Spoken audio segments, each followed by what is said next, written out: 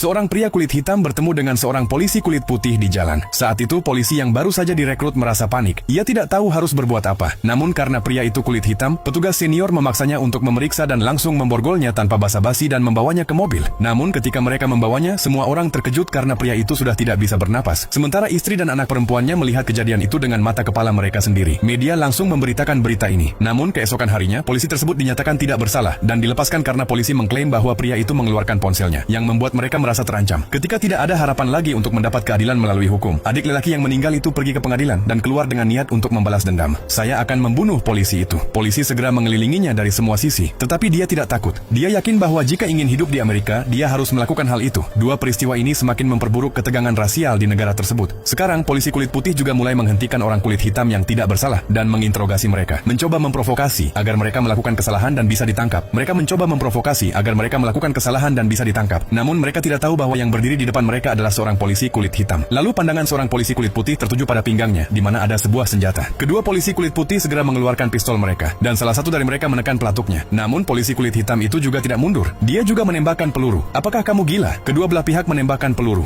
Keduanya terluka dan segera dibawa ke rumah sakit. Untungnya polisi kulit hitam itu mengenakan jaket pelindung peluru, sehingga nyawanya selamat. Namun polisi kulit putih yang tertembak tepat di dada tidak dapat diselamatkan. Upaya dokter gagal. Ketika orang tua polisi kulit putih itu tiba di rumah sakit dan mendengar bahwa seorang polisi kulit hitam telah membunuh putra mereka, ayahnya marah dan langsung menuju kantor polisi, berteriak dan bertemu dengan komisioner. Dia langsung menuju kantor polisi dan berteriak marah, bertemu dengan komisaris. Namun komisaris tetap tenang karena dia tahu bahwa jika masalah ini berkembang, kursinya akan terguncang. Dia hanya berkata dua kata dan menyuruh ayah yang marah itu pergi. Kini, polisi kulit hitam itu ditahan dan diperiksa. Dia menceritakan kejadian malam itu secara rinci. Saya sedang berbicara dengan teman saya. Mereka berdua tiba-tiba datang, menembak tanpa mengatakan apa-apa. Saya hanya menembak untuk membela diri. Kemudian polisi kulit putih yang terlibat dalam kejadian itu dipanggil, namun dia mengubah seluruh ceritanya. Dia mengatakan bahwa polisi kulit hitam itulah yang memprovokasi mereka. Kami hanya mencoba menghentikannya dan dia menembak kami secara curang. Sekarang dua kesaksian yang bertentangan. Petugas penyelidik mengetahui bahwa klaim polisi kulit putih tidak masuk akal. Namun sampai kebenaran sepenuhnya terungkap, polisi kulit hitam itu diskors dari pekerjaannya. Rasialisme ini sangat menyakitkan baginya. Dia berkata, bagaimana orang seperti kami bisa hidup dalam kondisi seperti ini? Petugas penyelidik yang juga menikah dengan seorang wanita kulit hitam sangat membenci diskriminasi ini. Dia memutuskan untuk membuktikan bahwa polisi kulit hitam itu tidak bersalah. Dia pergi menemui polisi kulit putih itu dan berkata, ada sesuatu yang harus kamu katakan? Polisi kulit putih itu menjawab, tidak ada. Petugas penyelidik itu berkata, kamu berbohong. Sekarang katakan atau saya akan ungkapkan semuanya di pengadilan. Polisi kulit putih itu berkata, saya sudah mengatakan semuanya. Petugas penyelidik itu berteriak, jika kamu tidak mengatakan apa-apa, kamu tidak akan pernah melihat istri dan anakmu lagi. Polisi kulit putih itu tetap diam dan masih bersikeras berbohong. Pada saat itu, petugas penyelidik yang marah mendorongnya ke dinding. Jika video ini disukai, beri komentar untuk bagian berikutnya. Jangan lupa untuk menulis dan pastikan untuk berlangganan, atau kamu akan melewatkan twist berikutnya dalam cerita ini.